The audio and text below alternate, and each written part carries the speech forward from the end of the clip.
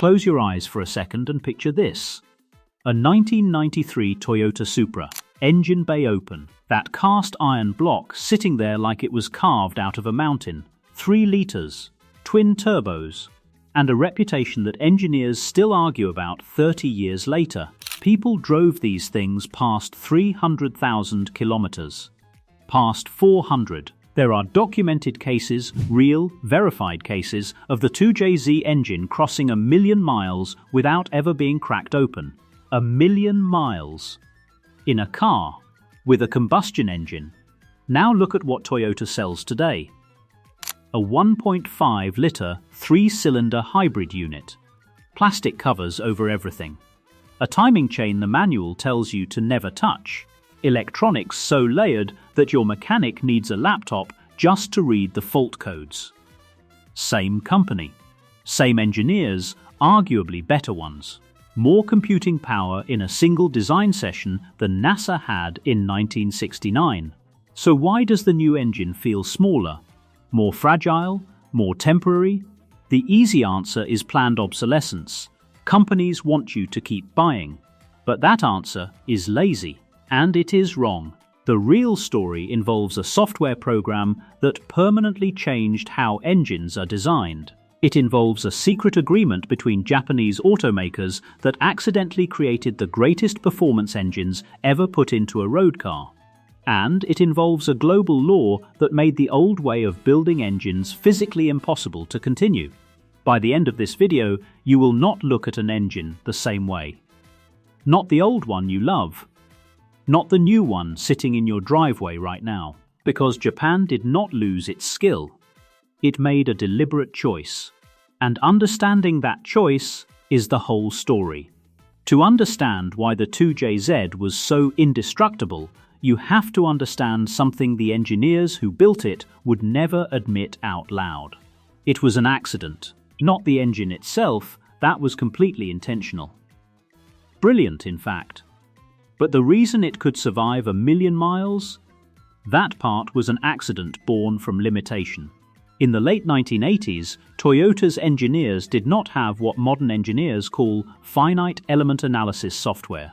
They could not build a virtual engine on a computer and stress test every single component down to the molecular level before cutting a single piece of metal. So when they sat down to design a block, to figure out how thick the cylinder walls needed to be, how heavy the crankshaft had to be, how strong the head studs needed to be, they had to estimate. And when engineers estimate without data, they do not estimate low, they estimate high, very high. The principle is called a safety factor. You calculate the maximum stress a part will face under normal use. Then you build it to handle 2 times that stress. Sometimes 3, sometimes more, depending on how cautious your chief engineer happens to be. The 2JZ block was designed for around 300 horsepower in stock form, but the engineers built the internals strong enough to handle over 1,000, not because they were planning for tuners, simply because they could not find exactly where the engine would fail, so they built enormous margins into everything. The same story played out all across Japan. Nissan's RB26, Mitsubishi's 4G63, Honda's B-Series. These engines were not just good, they were absurdly overbuilt relative to everything they were asked to do on a normal day. Cast iron blocks, forged internals, heavy head gaskets. These materials were not chosen for efficiency. They were chosen because they were forgiving. You could heat them, stress them, push them hard, and they would absorb all of it without complaint. The era of legendary Japanese engines was not born from superior vision. It was born from the beautiful limitations of the tools available at the time. The engineers built in margins they could not calculate, did not fully intend, and could never have justified on a modern cost spreadsheet. Those margins became the legend. Now here is the part of this story almost nobody outside of enthusiast circles ever discusses. In 1989, the major Japanese automakers Toyota, Nissan, Honda, Mitsubishi, Mazda made a pact, an informal agreement. a gentleman's handshake in a room somewhere that had enormous consequences for every performance car built for the next 15 years. They agreed to cap their cars at 280 horsepower, not because the engines could not produce more, not because the technology was absent, but because the Japanese government was watching, insurers were getting nervous, and there was real political pressure to demonstrate restraint on public roads. So every major manufacturer agreed, no matter what the engine is physically capable of, the official number on the specification sheet stops at 280. And then something completely unintended happened. The engineers, being engineers, decided that if they could not compete on paper horsepower, they would compete on something else entirely. They would compete on potential. If every car was going to be advertised at 280, the winner would be the company whose engine could do the most with a simple modification: a better intake, a different exhaust, a higher boost setting, a remapped ECU. How much real performance could you unlock from the stock platform? So Toyota built the 2JZ to comfortably handle 500, 600, 700 horsepower on completely stock internals. Nissan built the RB26 with exactly the same philosophy. Mitsubishi's engineers essentially designed a racing engine, capped it at 280, and handed it to the public. The agreement, meant to limit performance, accidentally created the golden age of it. Think carefully about what this means from a durability perspective. An engine officially rated at 280 horsepower, but physically built to sustain 800, that engine, running at stock output every single day, is operating at roughly 35% of its maximum theoretical stress. Of course, it lasts 1,000,000 miles. It is barely being asked anything at all. The gentleman's agreement expired in 2004, and with it, quietly and without ceremony, that specific engineering philosophy disappeared. At some point in the late 1990s, the supercomputers got fast enough, the software got sophisticated enough, and the way engineers designed engines changed permanently. The technology is called Finite Element Analysis. And if there is one concept in this entire story that explains why modern engines exist the way they do, this is it. Here is how it works. You build a virtual model of any engine component, say a cylinder wall. You apply every stress the real part will experience across its entire rated service life. Heat cycles, combustion pressure, mechanical vibration, oil starvation at cold starts, all of it simultaneously over a simulated lifetime. And the software tells you with extraordinary precision exactly where the material will fail and exactly when. No guesswork, no safety factors built on anxiety, just data. The moment an engineer can see exactly where something will fail, they can also see something else. They can see where it will definitely not fail. And where it will definitely not fail, that material is dead weight. It serves no structural purpose. It is grams that can be removed without consequence. In the 1990s, finding those grams was impossible. By 2005, a computer could locate them down to the cubic millimeter. So the calculation changed completely. If removing this section of metal saves 50 grams and costs nothing in terms of durability over 150,000 miles and the warranty covers 150,000 miles, then removing it is not laziness. It is precision doing exactly what precision is supposed to do. And then the accountants walked in. How many of these savings can you find? What does it mean for total engine mass? For fuel economy targets? For manufacturing cost per unit built? The answers were significant. Modern engines are 30, 40, sometimes 50% lighter than their 1990s equivalents. They cost less to build.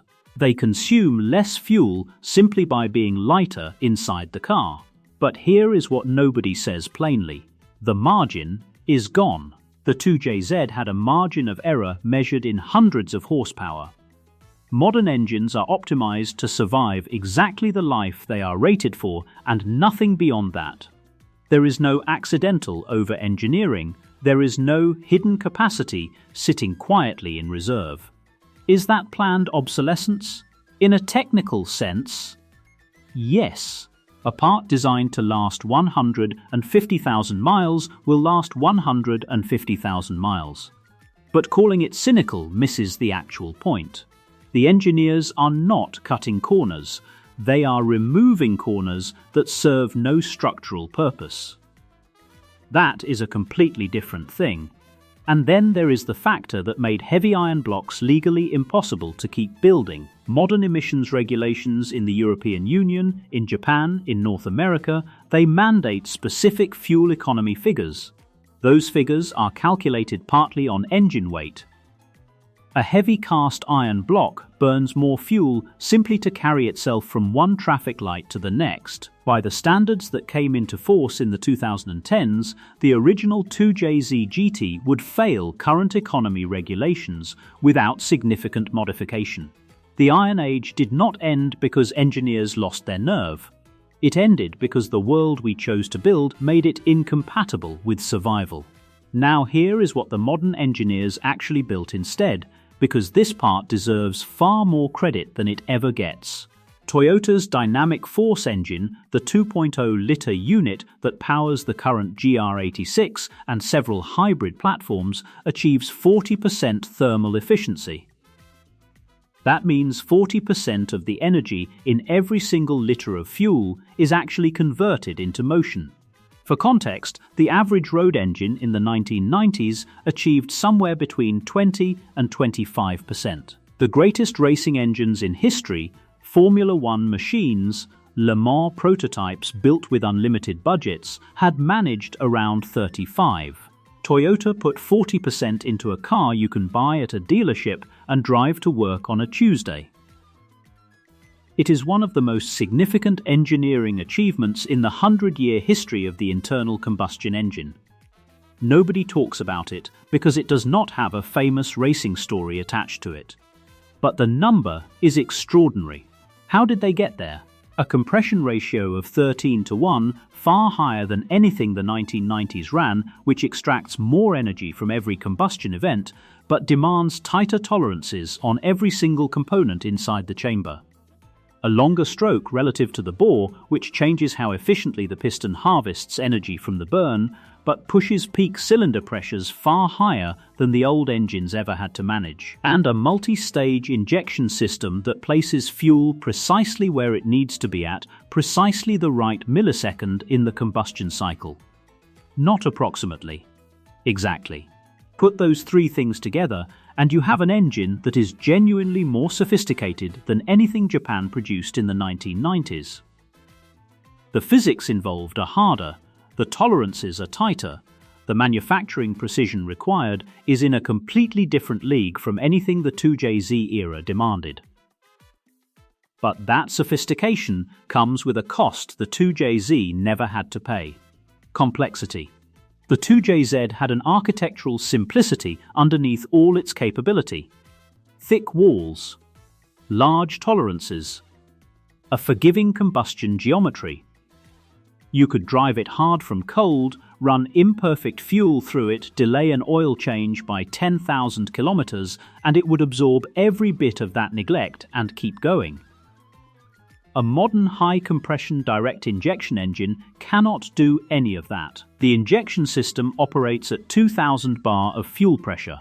Ignition timing tolerances are measured in fractions of a single degree. If the injectors build up carbon deposits from low-quality fuel, and they will, eventually the engine does not simply run rough. It begins damaging itself from the inside, quietly, before you notice anything is wrong. Modern turbocharged engines add another layer on top of that. Variable geometry turbines, electronic wastegate systems, oil-fed bearing assemblies that need to be properly primed before you push hard. Hybrid systems add yet another layer. Battery thermal management, high-voltage inverter cooling, motor generator units that must coordinate with the combustion engine at every single operating point across every drive cycle. Every layer of sophistication that gains efficiency adds a failure point that simply did not exist in 1993. Engineers call this the complexity tax. you pay in robustness for every gain in precision. The old engines were simple enough to absorb abuse. The new ones are too refined to forgive it. So here we are. Two philosophies, two completely different answers to the same fundamental question: what is an engine actually for? In 1993, the answer was to perform, to survive, to be driven indefinitely by someone willing to take care of it. Build in the margins, forgive the neglect, last as long as the owner wants it to. In 2024, the answer is to move a specific mass of people a specific distance with the minimum environmental cost possible within a defined service window at the lowest manufacturing cost achievable. Build exactly what is needed. Waste nothing. Hit the number. Meet the target. Neither answer is wrong. They are answers to different questions written in different decades under entirely different constraints. Japan did not lose its engineering ability somewhere between 1993 and today. The dynamic force engine is harder to build than the 2JZ.